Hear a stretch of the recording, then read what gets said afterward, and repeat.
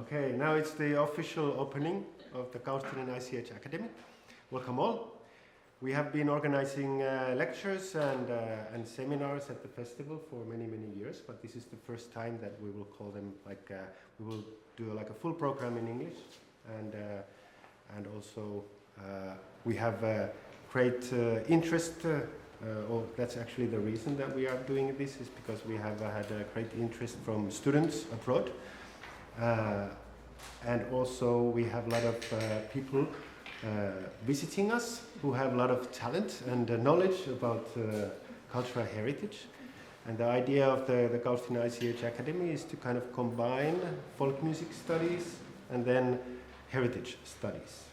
And yeah, so my name is Matti Hakamäki. I'm director of Finnish Folk-Music-Instituutti, and I will not take more time from Kristin Kuutma, UNESCO chair from Tartu, Estonia. So welcome, please. Thank you, Matti. Can I get the PowerPoint? Yes. This is already sleeping. So, hello to everyone, and I'm glad you made it, because the program is so heavy. I quite understand that it isn't that easy just to get away from celebration and making merry with music. And this is actually, it is quite an interesting mixture having here at the ICH Academy, and also talks about cultural politics. And this is what I'm going to address to a certain extent, because as soon as you mention ICH, intangible cultural heritage, you are talking politics. You cannot avoid it, even if we are supposed to venerate and celebrate something that is inherently related to culture. But already this designation ICH, particularly the acronym, this refers to cultural politics. And nothing there is self-evident, nothing there is also kind of happening on its own. There are different stakeholders, there are different people, different layers involved. And this is what I'm going to talk about today. And I'm very grateful to Kaustinen Folk Music Festival, Kaustinen Traditional Music Institute, and actually I must be honest, this is not my first visit in Kaustinen. I will tell you about my personal passage a little bit further on, but now a recap of what I'll be talking about, so that it would be somewhat easier for you to follow, because the talk, any talk that lasts more than 15-20 minutes is long, and this means that it does need also your attention. So by my intro I already pointed it out that I'm actually raising questions.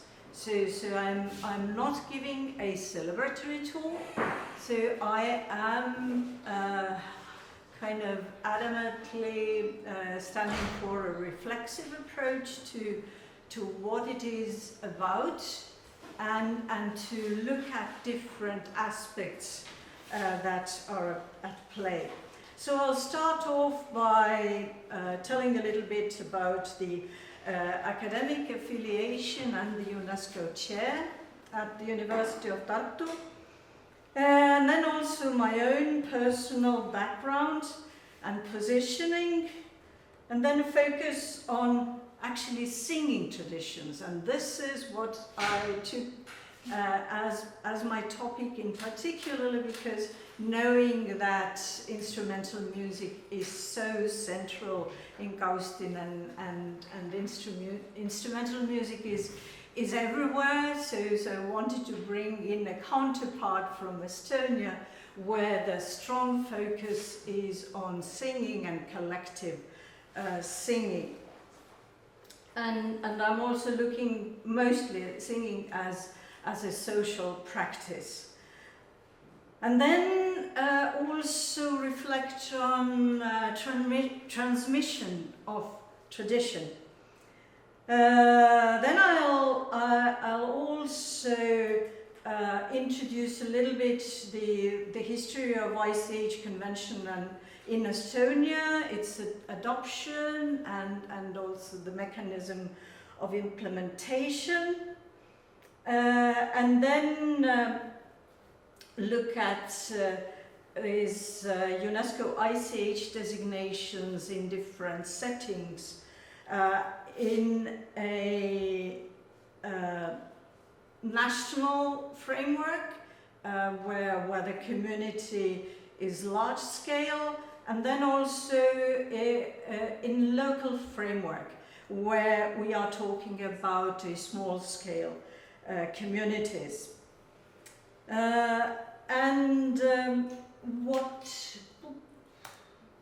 Okay, wakey. Yes. So I'll be looking at also just thinking about this, how nominations have been generated, but because this has been a particular process in Europe, in the eastern part of Europe. So it was much more active 2 decades back than it was in Western Europe in general. And what I'm thinking about, kind of more substantial reflection of cultural politics and the issue of resources. And then also we'll talk about the aspect of challenges and change. Right. No. Yeah. This is what I wanted to show you, and this is introducing the UNESCO chair at the University of Tartu. It was established in 2019, and it is engaged in teaching and research, in networking and working with different research projects. We are looking at living heritage as a social process. Now, as you can see, I'm now using the term living heritage, not ICH, and this is what we try to do regularly today at the UNESCO chair. So we are looking at living heritage as a social and economic process, explore traditional knowledge and skills, while also facing today's challenges, and this is how our work is also related to the Sustainable Development Goals, the United Nations Agenda 2030, and what we are particularly engaged in looking at the aspects of inequalities, and then also thinking about different types of resources. And of course this also relates to the global challenges of climate change, etc. And the key word that we take as our focus is definitely global education, and this is what we also introduce to the students. We promote the United Nations Sustainability Goals and facilitate social connectivity, when also building a bridge between the academic world, civil society, local communities and policy making. And the number of collaborators in our group is about 10. So people are engaged in different projects, and the background is from different disciplines, from ethnology, folkloristics, cultural and social anthropology. So these are the major disciplines represented, but then there is also relation to other skills as well, and depending on the project, we would be relatively interdisciplinary in our research.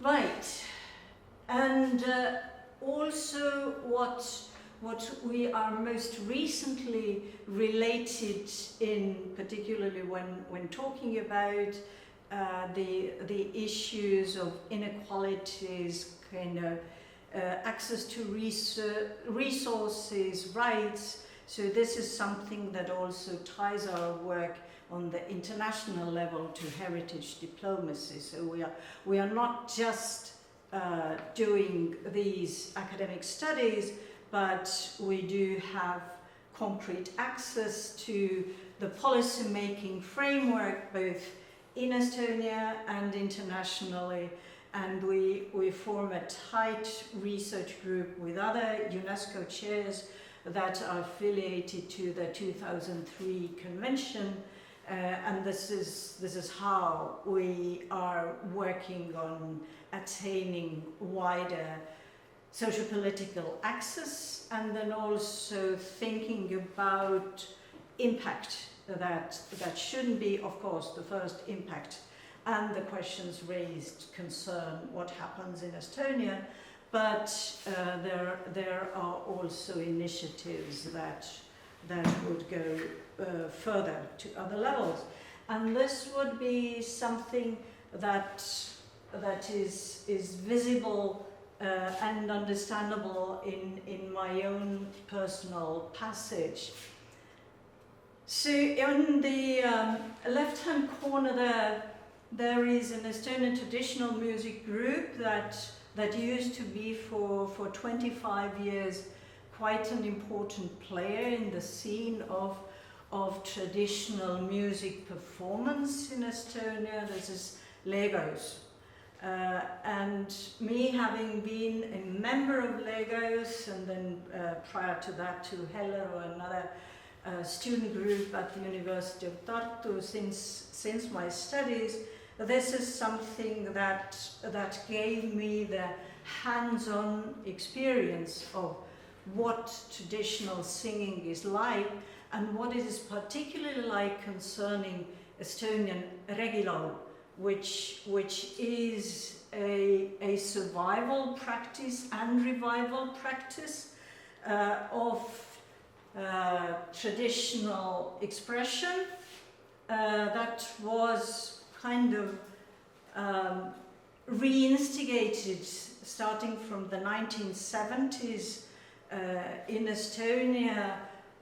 Although it was practiced in remote corners of Estonia, it became a fade, particularly with the urban youngsters, students, just to revive this back to the roots aspect that was actually there in internationally. Kind of this phase reached Estonia particularly through reviving regilaul. And this traditional music group that I was participating in nearly 2 decades was particularly a reenactment group, in this sense that there was an ideal of reviving the village celebration scene, or the as possible natural occasions of performing regilaul, the way that it had been recorded, or we heard it in these remote corners of Estonia from elderly people.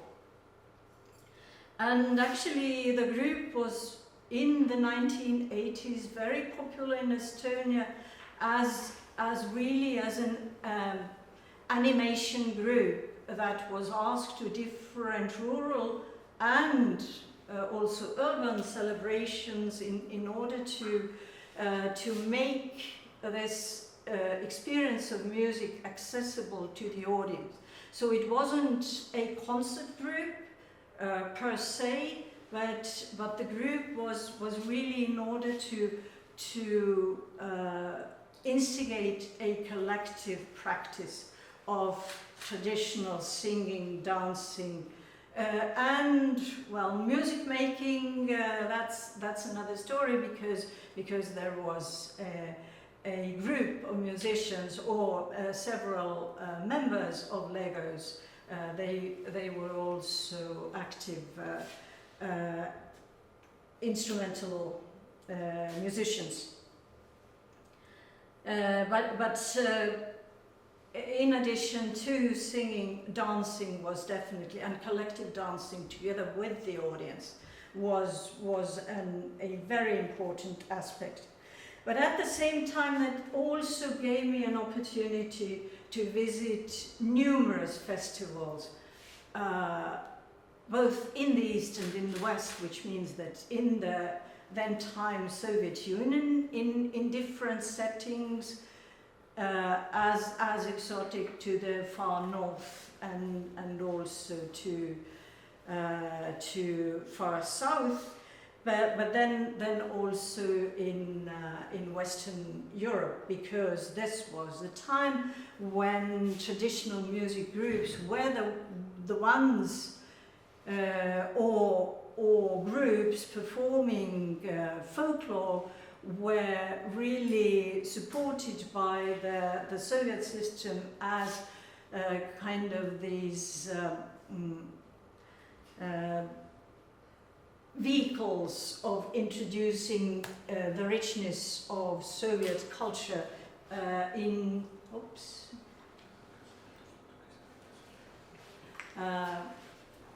So in order to introduce those different ethnic groups in different parts of Soviet Union, so this meant that cultural groups were allowed to or sent to perform in various parts of the world. But why I kind of stress the idea of festivals is that this also brought me both the background of Legos and interest in festivals brought me to Kaustinen, and I have been hosted several times and also for a longer period, for more than a month, by one of the fellow Kaustiners, Risto Kansalai, a historian who had studied Estonian in Tallinn and who became a good friend, and Risto was my dear host, so that I could visit the festival several times. And that actually also gave me a strong impetus to carry on with my studies, what I was doing for my MA and then later on PhD. So these I've put there for you to see that my MA was particularly on folklore festivals, and what was really novel about it that had not been done before is that I looked at the traditional way of the mechanism of this type of festival, and bringing in also the aspect of song festivals that were considered by Estonian ethnomusicologists as something on a different planet and not concerning traditional practices at all. But I'm mentioning just to see how things started changing in the 1990s. And then I did my PhD in the United States and looking at the creation of a Sami ethnography and a Seto epic. And while there, I was pulled into the mechanism of UNESCO intangible cultural heritage framework, or the working of the convention, because I had studied the history of song festivals, and there was an interest in nominating Estonian, Latvian and Lithuanian song festivals as part of the Masterpieces program that was there as a promotional program prior to the adoption of the convention, in order to make the convention attractive and interesting for the general public. And this venture, working together with Estonian cultural workers, administrators and politicians, and then also with Latvian and Lithuanian, gave me a really interesting outlook to what kind of mechanism is related to organizing these types of festivals, and what is there in the background of this type of initiative of a UNESCO inscription and the whole UNESCO 2003 convention, what that was about. But then here also I need to mention that I had been working for 10 years at the Estonian Folk Culture Center, which had been engaged in arranging these types of festivals. And as I was there, an editor working with publications, I didn't manage things, I observed things. So kind of being an observer came naturally to me, and at the same time that gave me a wonderful opportunity to look into also cultural politics in the process of social change, from the Soviet system into the new independent Estonia, well, to the capitalist system, the way how everything changed rather overnight. In a way, it retained its format. You can sense it to a certain extent even today, what is there. But of course, today it's easier to see what worked well and what was more problematic, and of course, what the most problematic aspects of the lack of democracy and also certain types of choice. But I've here now inserted also the pictures from well, my own younger self, 20 years back in the larger picture, a younger woman in pink, and it's kind of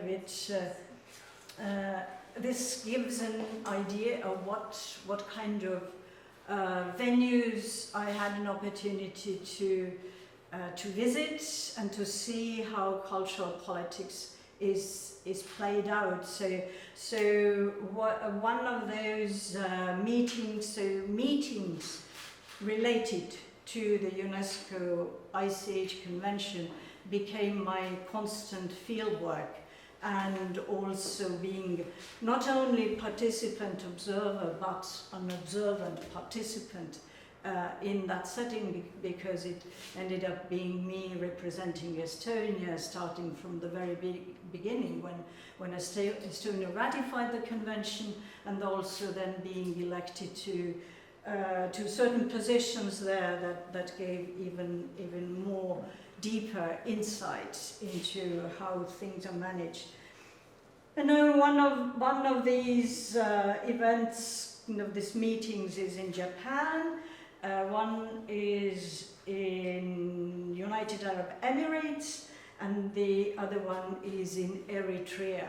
So this means that this UNESCO ship has taken me to so many different ports, and giving me the overall understanding of what what is at play, what is at risk, so what is happening when we are talking about intangible cultural heritage.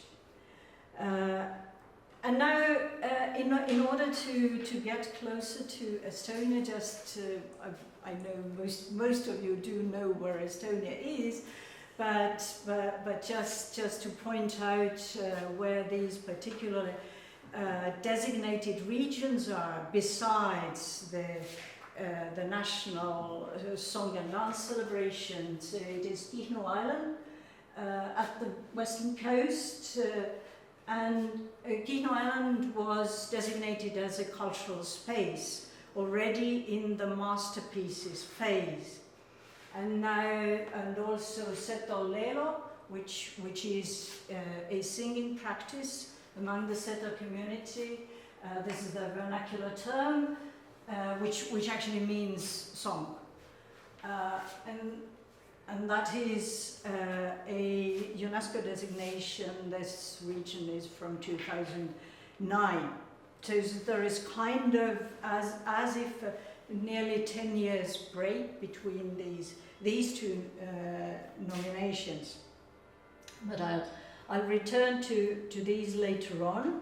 What I wanted to point out also, what was the mechanism or the progress of events in Estonia. It started off in 2006 when Estonia got the ratification. That was a rather longer process. It took several years before a state could formally ratify, because there had to be certain legal measures taken in order for the state to accept all the policy regulations and commitments that were written into it. So this means that the 2003 convention is a legal document.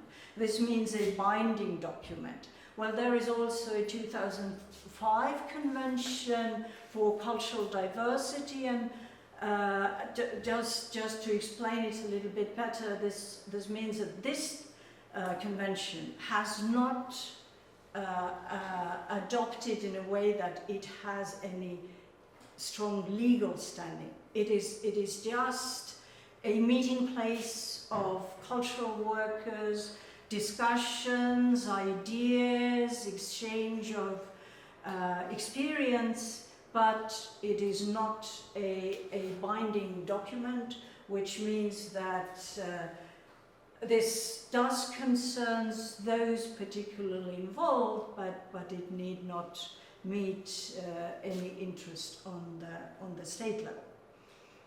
But now a UNESCO convention means that cultural politics should abide to also the principles in the convention.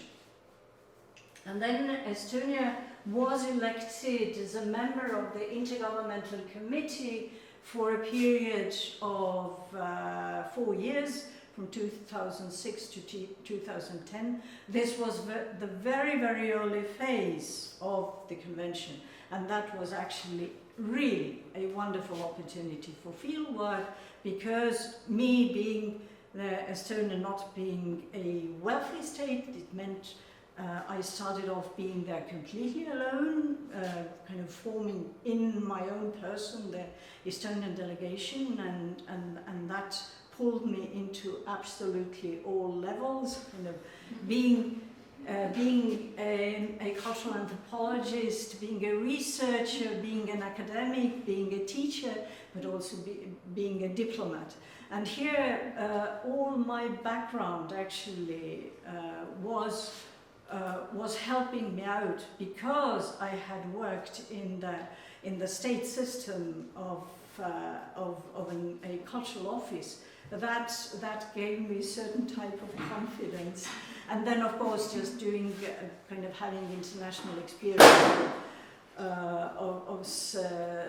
living for 4 years in the United States and then kind of getting these different, and also I spent a semester in Norway and a semester in Finland, and kind of all these combination helped me out in, so that I didn't start crying and run out of the room when I was there doing the job, and also really trying to look out for the interest of the communities. I saw that as a main cause that I was there as an anthropologist, that there were people from different ministries, diplomats, so they mostly had state interests in mind, but there was a cohort also of anthropologists with whom we kind of formed a camp of trying to push through these ideas that definitely reflect a certain cultural sensibility that is necessary in these types of situation, and at the same time me representing such a small state and kind of as if non-existent. Nothing depended on me. I didn't depend on, there were no strings attached. Everybody understood it, and that is probably why I was chosen to do those jobs, because there weren't any political grievances which happened with so many other states. Right. And what I've kind of showed here that there were these community discussions, and this is actually from the Kihnu Island.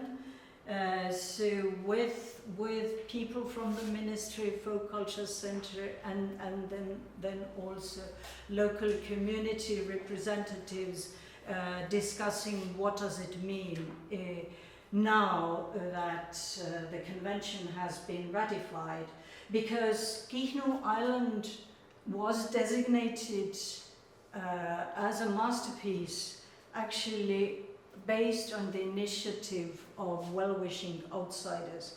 So they were people who either through their own research or artistic interest had visited the Kihnu Island in their youth several times and seen it as a wonderful paradise on earth, and they just wanted to hold on to what was there, and they understood that with the 1990s the whole world changed, the whole space around Estonia, which meant that also the aspect of tourism had changed, because the Kihnu Island was on the western coast, being in the Soviet system off limits, because all the coastal areas were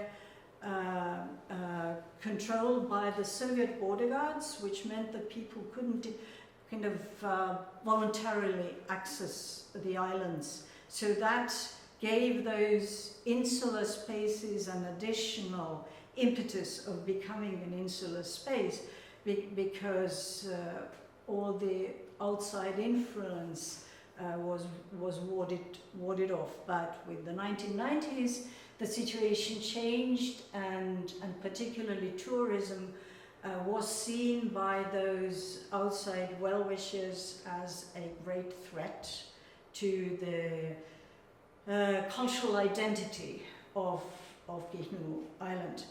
And that gives you an idea how these ideas of a nomination come by. And then there was a task group, there was an office established with 2 specialists in intangible cultural heritage by the Ministry of Culture. Well, it's similar as it is today in Finland, that at the Heritage Board there are 2 people working with it. And then a national council was formed with different representatives in 2009. So you can also see that not everything happened at once, just there was a rather long period of time, and actually this period of time meant a lot of discussion, a lot lot of debating between each other. What does this now mean? Because as in Finland, also in Estonia, there is a very strong system of museums and archives, and folklore has been collected since the really actively since the second part of the 19th century. So our collections are absolutely comparable to Finnish collections, which means that a lot of texts, also tunes, stuff like that had been already collected. And this was a great problem for academics now to kind of reinvent the whole thing from a new perspective. So, and particularly kind of bringing in the living aspect, kind of bringing in personal touch, which actually isn't there in the archive.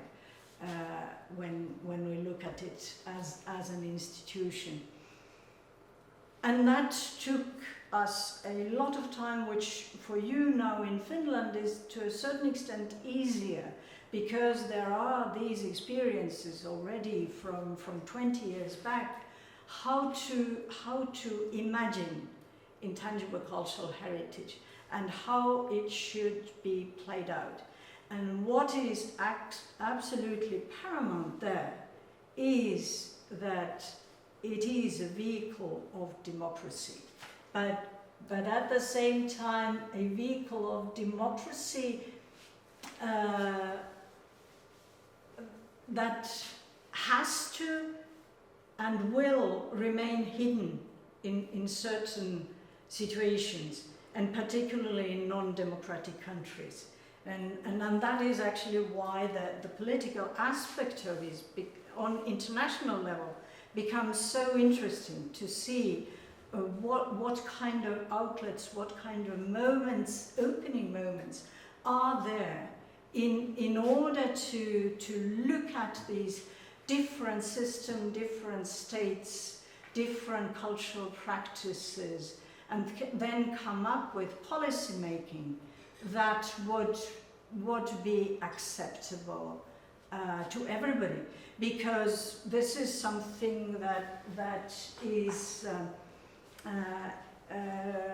characteristic to UNESCO, that everything is working on consensus. And particularly with the 2003 convention, this principle was adopted from the very beginning, which wasn't there or isn't there in the 1972 World Heritage Convention, but with the Intangible Cultural Heritage Convention, those people in the room were adamant that we need to form a system that wouldn't be putting someone's expertise or knowledge above those who are actually living in the community, who are living the heritage. So that they would have the upper hand. They are the ones who are taking decisions. They are the ones who are saying that we want to be nominated or we don't want to be nominated. And then also what comes with this whole exercise, because it's a huge intervention, so that the community aspect would be involved from the very, very beginning, from the first idea of inscription to begin with. And this is what actually, this is where I see the democratic kind of aspect really being strongly woven into it. And at the same time, this is the human aspect that also kind of non-democratic states cannot deny. So that it is very difficult to argue against it. But of course, these decisions didn't come easily. There were a lot of debates around them. But that is something that gave me, in the period of 4 years when Estonia was part of the Intergovernmental Committee. Intergovernmental Committee has 24 members from all over the ratified states, and right now this is nearly already more than 192. Well, this convention has been ratified in exceptional speed compared to all other UNESCO conventions. And that meant that I found there something to fight for, kind of continue addressing the same discussions again and again, and of course political debates are not easy. Political debates can weigh you out, particularly if you are an academic and researcher and actually have other goals in life. But this gave me strength that I need to carry on. You know, our ranks are not that big. We need to hold on to it, and these are these positive aspects of the convention that are there. It's just that it depends how they are put into use. Of course, that can vary from place to place. Now, the principles of disciplination here I have pointed out also the SETO community, because we had these meetings with the SETO community, because the SETO community was a community who became inspired by the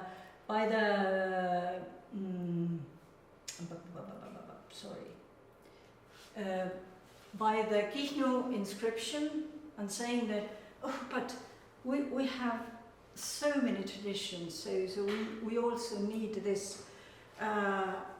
It was imagined as a UNESCO protection, but of course this is something that always should be questioned: what kind of protection is there, and who's the one who is actually providing the protection. But the SETO community was clever enough even to write into with their contract with the state. They wrote in the building of roads in order for singers to have an opportunity to go to choir practices or music practices. So kind of, it really depends how do you make it work.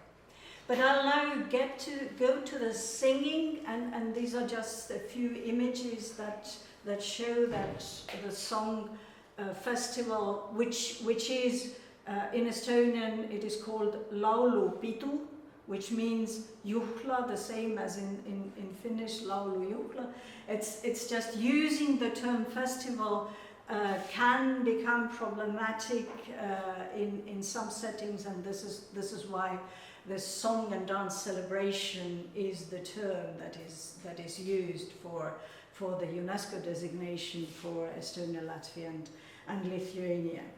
So there is history of it, and there is kind of there are so many things that are similar to Kaustinen, except for the masses who gather from all over Estonia.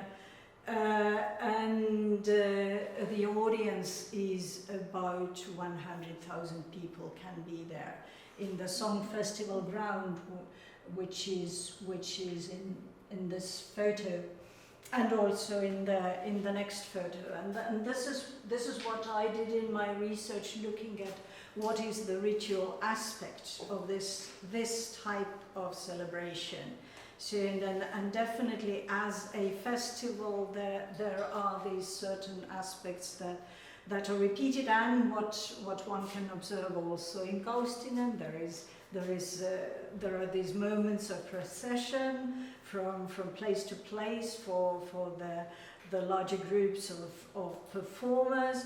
Then there are symbols that kind of different images. Then also using or wearing traditional dress, then kind of also And that is why I put in the photo from the Soviet period, just to demonstrate that actually this practice was carried on, and it was successfully adopted to the Soviet system, because the first festival after the Second World War, when Estonia was annexed to the Soviet Union, there was a festival right after the war in 1947, and it wasn't a full-blown Stalinist time yet, and this meant that a lot of things from the pre-war Estonian Republic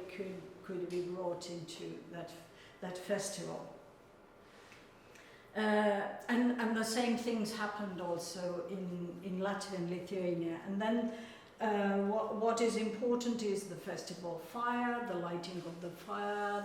This is something adopted from the Olympic Games, kind of the same idea of big celebration. But because it is a mass event, this is why it needs those different aspects related to it. And now here are photos of different choir groups. There are different age groups. There are also brass bands. But the big problem is, to what extent is choral music, this type of choral music, which is rehearsed and stage-oriented, to what extent would that be something that you can call tradition? Yes, the event itself is tradition, but what about the musical style? And here I bring in a composer, Estonian composer, Veljo Tormis, who has been a very important factor in retaining or turning regilaul, this traditional singing style, poetic singing style. I'm not using the Finnish word runoensemble, it's a cognate Baltic Finnic, but because it is definitely an Estonian term, is regilaul and not runo, and we shouldn't kind of characterize this singing style kind of through Finnish style, but it is a cognate style that unites the Baltic Finnic region, particularly the poetic verse. So the composition of the verse, 8-syllable, and then also the very narrow tone range that is used in order to express this poetic message.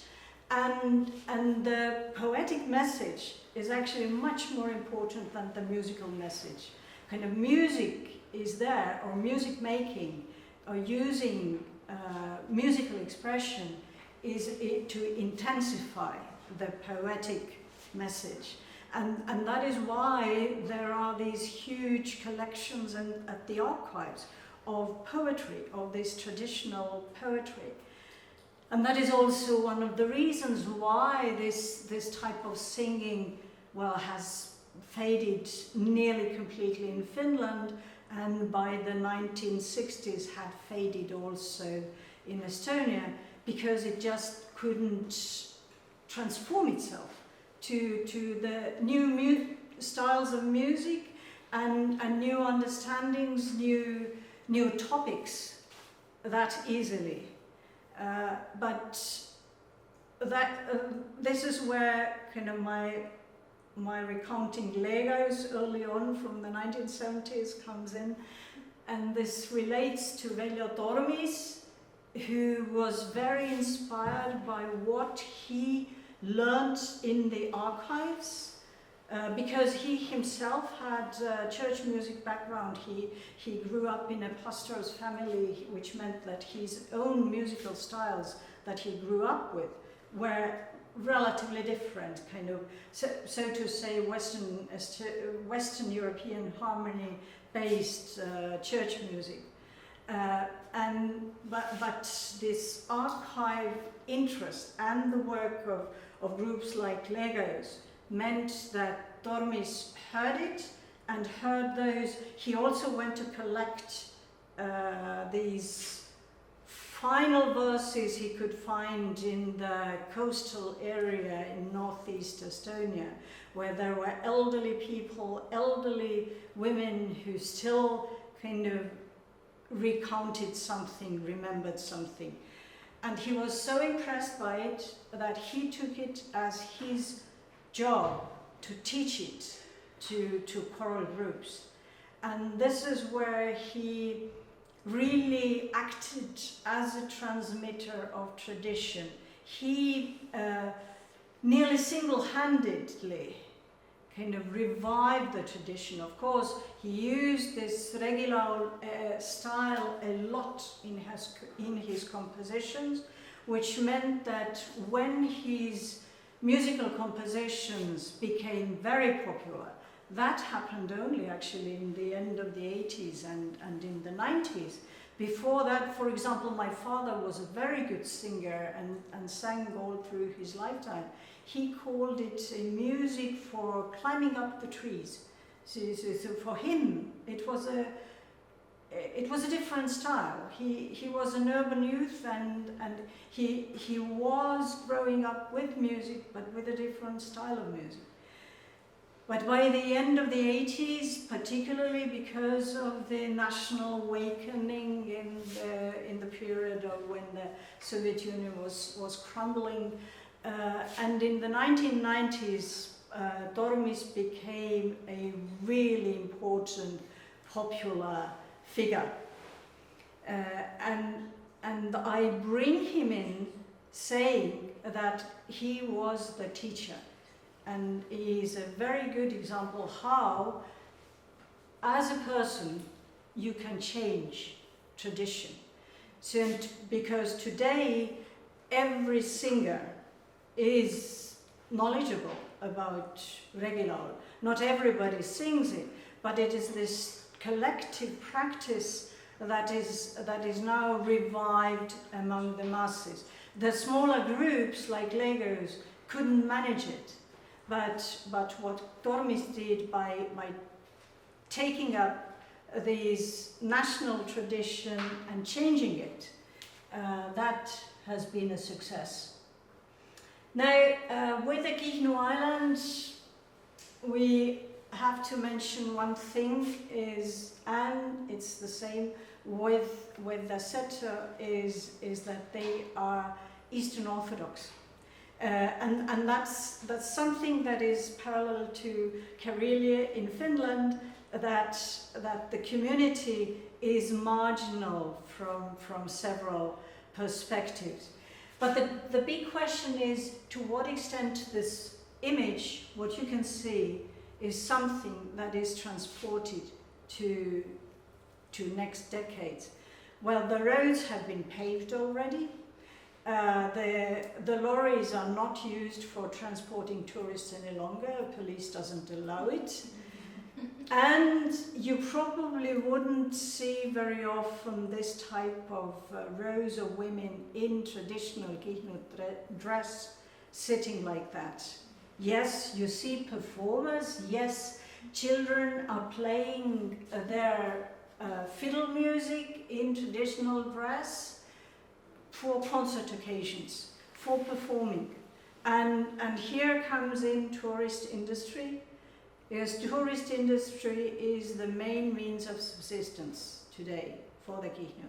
And now comes in the aspect of sustainability because of the Green Deal and wind turbines and wind farms is becoming the aspect of renewable energy. So this is that the Kihnu people see as a new threat because they live in the region where there is interest of building wind turbines.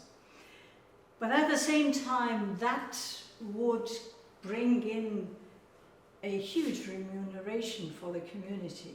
And just in a month ago I was attending a meeting when they were discussing what to do with that money and how to manage it, and what does this mean, having those wind turbines. So it is not only tourism, it is also kind of these different aspects, and particularly economic aspects. So the Seto are also, as I mentioned, Eastern Orthodox, and the Seto are on the border between Estonia and Russia, kind of making the whole setting complicated. And again, these are photos that you probably cannot, also one archive photo showing that they have been considered a treasure trove, but you wouldn't easily see these types of elderly people any longer. And what you would see is Seto younger people in traditional dress on a festival stage, or having a musical performance that is dedicated to Seto history, but it is already staged. It is audience oriented. So the question, who is the community, how they are a community, is problematic. And then also catering to tourists, the same thing. Kind of there are these facilities for catering, but at the same time, people who have previously been active in singing or organizing singing, teaching, they might today say that I need to work with tourists. I have no time to dedicate to singing and dancing because my family needs to get subsistence. And I've also introduced the Old Believers community who have actually denied the nomination to UNESCO lists because they want to retain their independence. They do not want that type of spotlight because it is a spotlight from so many different aspects. And then young Seto people who are going to perform at another festival, which is in Viljandi, which is in different styles.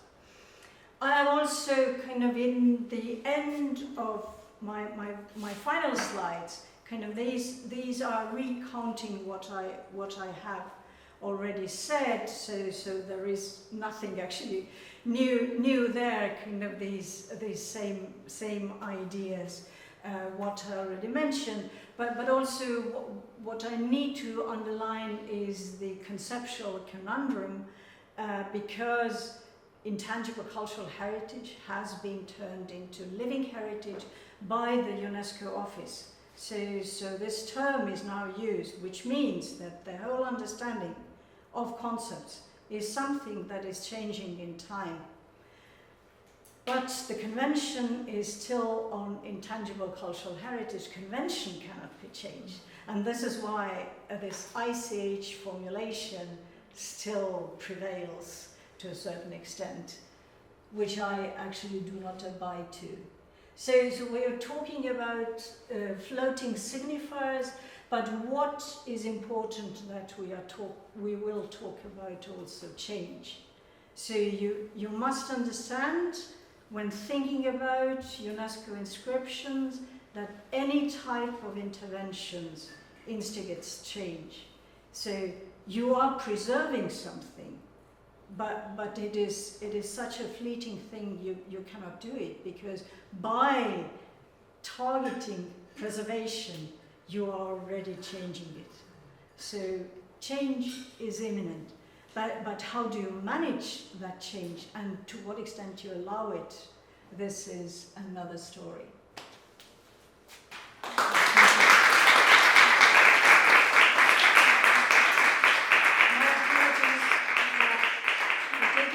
So much of your time. Well, this is the problem with a professor. You allow them to talk and then they cannot stop.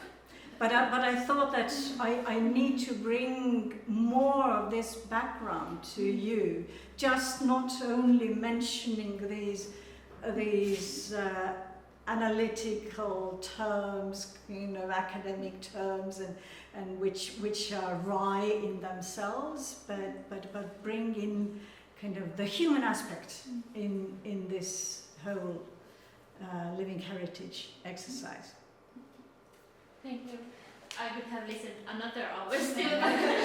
Do you have maybe past questions for Kristin?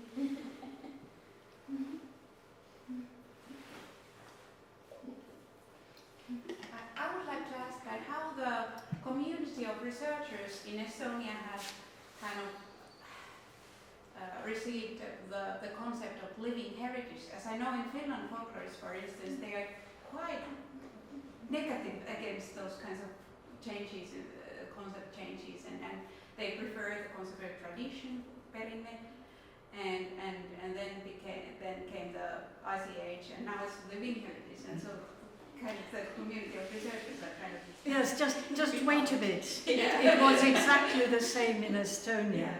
And to begin with, a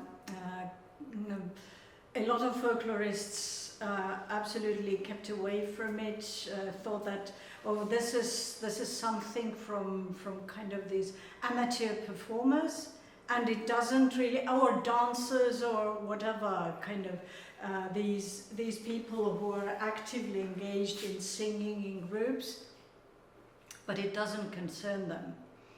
Now, what I've observed is that there has happened a change because of the international influence, as there are also these, as I mentioned, Eastern European countries were very actively ratifying the convention, because in Eastern Europe the whole nation building is so strongly based on rural practices of pre-modern times. So it was very easy to take up those aspects of cultural practice and continue with them on the intangible cultural heritage level, because it involved this group involvement, collective involvement in cultural practice that had a very strong historical linkage. And this is exactly the same. Well, of course, there might be local nuances, but the system is the same all over Eastern Europe. How all those different nations became independent, emancipated, kind of, all that is so strongly related to rural traditions that this carries to this day, which is much harder to pin down with Western Europe. Of course, it is there. And of course it depends who was part of whose empire and how and kind of, it definitely was there, but this modernization turn had already uplifted the idea that this is something in the past, it doesn't concern us today, it is there in the museum, we have put it away, and that's it. Today people act and express themselves differently. But because of this strong push by Eastern European scholars, I'd say that also because, of course, a lot of my colleagues communicated with Eastern European scholars, it had a stronger effect on them. Because I'd say that, well, maybe we in Estonia have been just too westernized, we have been so skeptical, and then others who have historically been in the same socio-political situation have a different approach to it. But I'd say that by today, it is used in parallel. So the term intangible cultural heritage, and because it has strong political clout and has had it for 2 decades already, so it is affecting how people use terminology, and I'd say that this completely negative approach has dissolved. But of course, there are those who still hold on to tradition, the terms tradition, etc. But they might in the next sentence use intangible cultural heritage. So it has infiltrated also their work. And then there is a new generation of folklorists for whom it's a natural given. It is already there. And they also have a different approach to perhaps political engagement, because previously political engagement was anything Soviet had to be pushed away, and that was the main goal.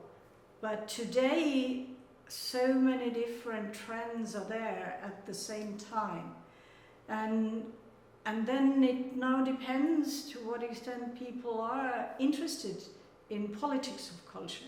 And if they are, they can be academics, they are interested in it, and they take it for granted, and particularly when teaching international students. So there, of course, there are questions raised, but at the same time, terminology,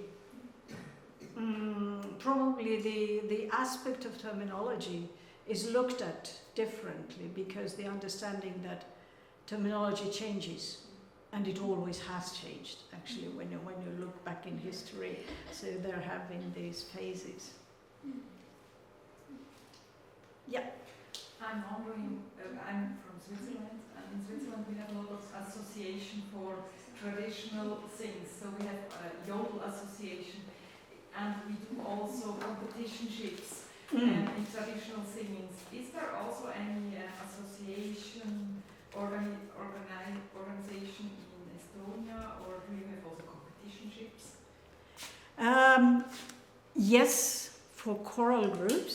And actually the choral singing tradition in Estonia, it originates in Switzerland. So through Baltic Germans it was transported also to our region, in our region, both to Estonians and Latvians. So us being Protestant Lutherans, this choral singing was part of edifying process for rural peasants, and this is why it was picked up by pastors as a very, very important cultural activity.